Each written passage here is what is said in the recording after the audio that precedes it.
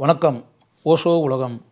இந்த நிகழ்ச்சியில் ஓஷோவுக்குரிய ஒரு உயர்ந்த ஒரு விஷயத்தை சொல்கிறேன். இப்போ லைஃப்பில் நீங்கள் பார்த்தீங்கன்னா பொதுவாகவே சில பேர் வந்து ரொம்ப சூப்பர் ஃபாஸ்ட்டாக எந்த காரியத்தை செய்கிறதாலும் அப்படியே வேகமாக நடப்பாங்க, ஓடுவாங்க, அப்படியே வேகமாக இயங்குவாங்க. இப்படின்ற மாதிரி சில சில பேரோட அணுகுமுறை இருக்கும். சில பேர் பார்த்திங்கன்னா மிகப்பெரிய காரியங்கள்லாம் பண்ணுவாங்க, ஆனால் மெதுவாக நடப்பாங்க, மெதுவாக செய்வாங்க, ஸ்லோவாக பண்ணிகிட்டு இருப்பாங்க. இந்த 2 வகையான மனிதர்களையும் நம்ம வாழ்க்கையில் நம்ம சந்திக்கலாம். நம்மளை சுற்றி இருக்கக்கூடிய நம்ம நண்பர்களே கூட அது மாதிரி சில பேர் ரொம்ப சூப்பர் ஃபாஸ்ட்டாக இருப்பாங்க, சில பேர் நிதானமாக இருப்பாங்க, மெதுவாக செய்வாங்க. பட் 2 பேருமே அந்த காரியத்தை முடிப்பாங்க. அதை வலியுறுத்தக்கூடிய வகையில் ஓஷோ வந்து ஒரு கதையாக அதை சொல்கிறார். எப்படி அப்படின்னா, ஒரு படகுல 2 பேர் பயணம் செஞ்சு போகிறாங்க. 2 துறவிகள் அப்படி வச்சுங்களேன். 2 துறவிகள் பயணம் செஞ்சு போகிறாங்க. அதில் ஒருத்தர் வந்து வயசான பெரியவர், ஒரு வயசானவர், இன்னொருத்தர் இளைஞன், யூத்து, வயசு ரொம்ப கம்மியாக இருக்கக்கூடியவர். 2 பேருமே அந்த படகுல பயணம் செஞ்சு ஒரு குறிப்பிட்ட ஊருக்கு போகணும், அந்த ஊரை அடையணும். அடைஞ்சு அங்கே போய் மக்களை சந்தித்து ஆன்மீக விஷயங்களை, உயர்ந்த தத்துவங்களை, நீதி போதனைகளை மக்களுக்கு கூறி அவர்களை நல்ல வழிக்கு கொண்டு வர வேண்டும் அப்படின்றதான் நோக்கம். அதுக்காக பயணம் செஞ்சு அந்த படகுல பயணம் செஞ்சு போயிட்டு இருக்காங்க. பல இரவுகள், பகல்கள் அப்படியெல்லாம் போயிட்டு இருக்கும்போது இந்த படகோட்டி இவங்ககிட்ட கேட்குறாரு, நீங்கள் 2 பேருமே இந்த படகுல வர்றீங்களே, ஆக்சுவலாக எங்கே போகிறீங்க அப்படின்னு. இந்த பக்கத்தில் ஒரு நகரம் இருக்குல்ல, அந்த நகரத்துக்கு கொஞ்சம் படகு சீக்கிரமாக கொண்டு போங்க, சீக்கிரமாக போங்க. அப்போ அங்கே போயாச்சுன்னா அப்புறம் இரவு நேரம் ஆயிரும். அங்கே அந்த ஊருக்கு வெளியே வந்து அந்த வாயில் கதவு அப்படின்னு இருக்குல்ல, அந்த கோட்டை கதவு, வெளியே ஒரு கதவு இருக்குது. அந்த கதவு வந்து ஒரு குறிப்பிட்ட டைமில் இரவு ஆயிடுச்சுன்னா க்ளோஸ் பண்ணிடுவாங்க. க்ளோஸ் பண்ணியாச்சுன்னா அப்புறம் அதுக்கப்புறம் நம்ம உள்ளே போக முடியாது, ஊருக்குள்ளே போக முடியாது. அப்புறம் வெளியவே இரவு தங்க வேண்டியதாயிரும். இரவில் தங்கினா அது வந்து காட்டுப்பகுதி, அதில் வந்து மிருகங்கள், பிராணிகள் இதெல்லாம் நிறையா இருக்கும். அந்த வன விலங்குகள் நிறையா இருந்து அதனுடைய தொல்லை, தொந்தரவு இதெல்லாம் ஆச்சுன்னா அப்புறம் உயிருக்கே பிரச்சனை ஆகிரும். அதனால் சீக்கிரம் அந்த படகை கொண்டு போய் கடையில் கொண்டு போய் சீக்கிரம் சேருங்க. அப்புறம் அங்கேருந்து நாங்கள் நடந்து வேறு போக வேண்டியது இருக்குது. நடந்து போய் அந்த ஊரினுடைய எல்லையில் இருக்கக்கூடிய அந்த வாசலை அடையணும்.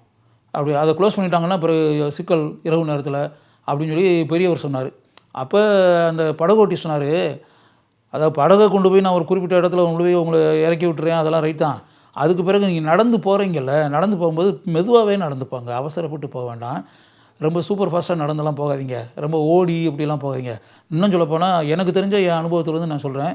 அவர் ஆக்சுவலாக படகோட்டி கொஞ்சம் வயசான பெரியவர், அதனால் அவருக்குன்னு வாழ்க்கையில் அனுபவங்கள் அப்படி இப்படின்ற பல மேட்டர்களாக இருக்கும்ல.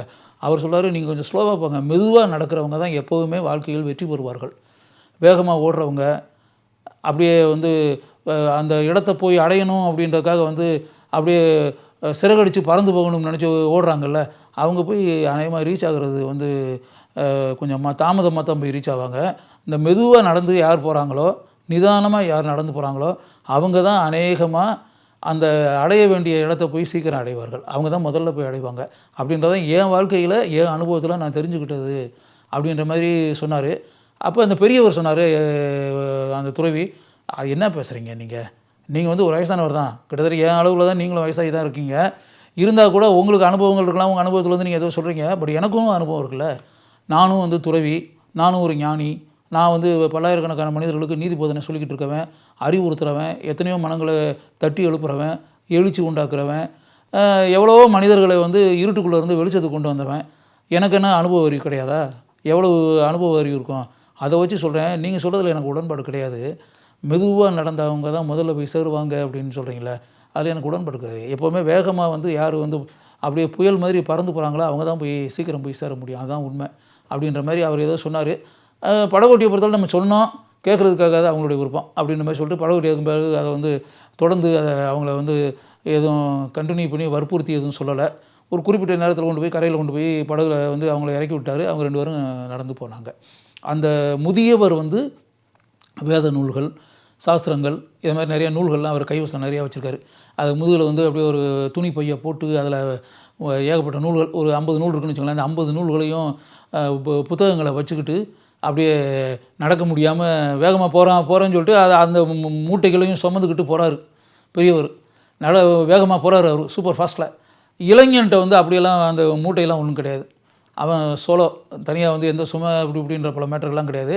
அவன் அந்த நூல்களில் இருக்க மேட்டர்லாம் அவன் வந்து ஏற்கனவே படித்து வந்து மனசுக்குள்ளே வச்சுருக்கான், மூளையில் இருக்குது. அதனால் அவன் புத்தகங்கள்லாம் எதுவும் இல்லாமல் புத்தகங்களை பார்க்காமலே அவன் பாட்டு ராத்திரியில் கூட தட்டி எழுப்பினோம்னா மனப்பாடம் மாதிரி பேசுவாங்கள்ல, அந்த பேட்டர்னில் அவன் அறிவை உள்ளே தேக்கி வச்சுருக்கான் கம்ப்ளீட்டாக. அதனால் அவன் நைட்டு எத்தனை மணிக்கு எழுப்பினாலும் கூட அவன் மிகப்பெரிய அறநூல்களில் இருக்கக்கூடிய விஷயங்கள்லாம் அவனே அவன் வாய் பேச ஆரம்பிச்சிடும். நூல்கள்லாம் தேவை கிடையாது அப்படின்னு சொல்லிட்டு. அதனால வந்து அவன் இந்த நூல்கள்லாம் எடுத்துகிட்டு வரல கையில். அதெல்லாம் அவனுக்கு தேவையில்லை. நம்ம வந்து அப்படியே எதுவுமே நூல்களுடைய உதவியெல்லாம் எதுவுமே இல்லாமல் நம்ம எத்தனாயிரம் மக்கள்கிட்ட கூட எவ்வளோ பெரிய விஷயத்தை நம்மளால் பேச முடியும் அப்படின்ற மாதிரி ஒரு தன்னம்பிக்கை உள்ள ஒருத்தன் அந்த புத்தகங்கள்லாம் எடுத்துகிட்டு வரல. அவன் அப்படியே ஸ்லோவாக மெதுவாக வந்து அப்படி மெதுவாக நடந்து அவர் இப்போ சூப்பர் ஃபாஸ்ட்டில் அந்த புத்தகங்களை தூக்கிட்டு வேகமாக ஓடுனார் பெரியவர்.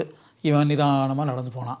அந்த புத்தகங்களை தூக்கிட்டு போனவர் பல இடங்களில் சறுக்கி விழுந்து தடுமாறி விழுந்து அப்படி கீழே கிடந்து அது பிறகு பல காயங்கள் உண்டாகி மறுபடி எந்திரிச்சு மறுபடி நடக்க முடியாமல் ஓட முடியாமல் நடந்து பிறகு வேறு ஒரு இடத்துல ஸ்லீப் ஆகி கீழே விழுந்து தடுமாறி கீழே விழுந்து பிறகு எந்திரிச்சு தடுமாறி கீழே விழுந்து பிறகு எந்திரிச்சு இப்படின்னு அவர் தடுமாறி கீழே விழுந்து எந்திரிச்சு தடுமாறி கீழே விழுந்து எந்திரிச்சு இப்படிலாம் போய் அந்த இடத்துக்கு போய் சேர்றதுக்கு முன்னாடி அவருக்கு முன்னாடியே வந்து மெதுவாக நடந்து ஸ்லோவாக நடந்து போன அந்த இளைஞன் போய் சேர்ந்துட்டான். அந்த இடத்துல சேர்ந்தாச்சு. இவர் போகும்போது உண்மையாகவே அந்த கதவு மூடப்பட்டுருச்சு. அந்த ஊருடைய கதவு மூடப்பட்டு இரவு நேரத்தில் அவர் வெளியே தங்க வேண்டியதாகி போச்சு. இளைஞன் வந்து கதவுக்குள்ளே நுழைஞ்சு ஊருக்குள்ளே போயிட்டான். யோசிச்சு பாருங்கள். அதனால் என்னென்னா நீங்கள் பல நேரங்களில் வந்து அந்த வேகமாக ஓடுறாங்களே அவங்க வந்து அப்படியே அந்த காரியத்தில் அச்சீவ் ஆகிடுவாங்க, சாதனைகள் படைச்சிடுவாங்க, அந்த மிகப்பெரிய விஷயத்தை வந்து நிறைவேற்றிடுவாங்க அப்படின்ற மாதிரி கணக்கு போடாதீங்க. ஒரு ஆள் ஸ்லோவாக நடக்கிறாங்க அப்படின்றதுக்காக வந்து அவங்க அந்த காரியத்தை செய்ய மாட்டாங்க, வெற்றி பெற மாட்டாங்க அப்படின்ற மாதிரிலாம் நினச்சிடாங்க. ஒவ்வொருத்தருக்கும் ஒரு அணுகுமுறை இருக்குது. சில பேர் வந்து வேகமாக நடப்பாங்க, ஓடுவாங்க. சில பேர் நிதானமாக நடப்பாங்க, ஆனால் தெளிவாக இருப்பாங்க. அதை அந்த கோல்ன்ற ஒரு மேட்டர் இருக்குல்ல, அந்த கோலை வந்து அச்சீவ் பண்ணணும் அப்படின்றது மட்டும்தான் நோக்கம்.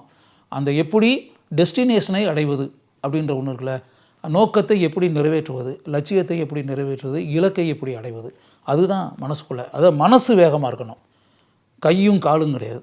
மனசு வேகமாக இருந்தால் குதிரையை விட வேகமாக வந்து பயணம் செய்து அந்த காரியத்தை வந்து ஒரு மனிதனால் நிறைவேற்றி விட முடியும் அப்படின்றாங்க. அதனால் வந்து நடக்கிறது ஓடுறது அப்படின்றத மனம் எந்த அளவிற்கு வேகமாக இருக்கிறது, எந்த அளவிற்கு மனம் வேகமாக செயல்படுகிறது, மனம் எந்த அளவிற்கு அந்த இலக்கை அடைவதற்கு தூண்டுகோலாகவும் உதவியாகவும் இருக்கிறது அப்படின்றது தான் முக்கியம். அதனால் வந்து பல மனிதர்கள் நிதானமாக யோசித்து சிந்தித்து மெதுவாக செயல்படக்கூடிய மனிதர்கள் வியக்கத்தக்க சாதனைகளை புரிந்திருக்கிறார்கள். இந்த சம்பவத்தில் இந்த கதைகள் வருவதைப் போல என்பதை நீங்கள் தெரிந்து கொள்ள வேண்டும்.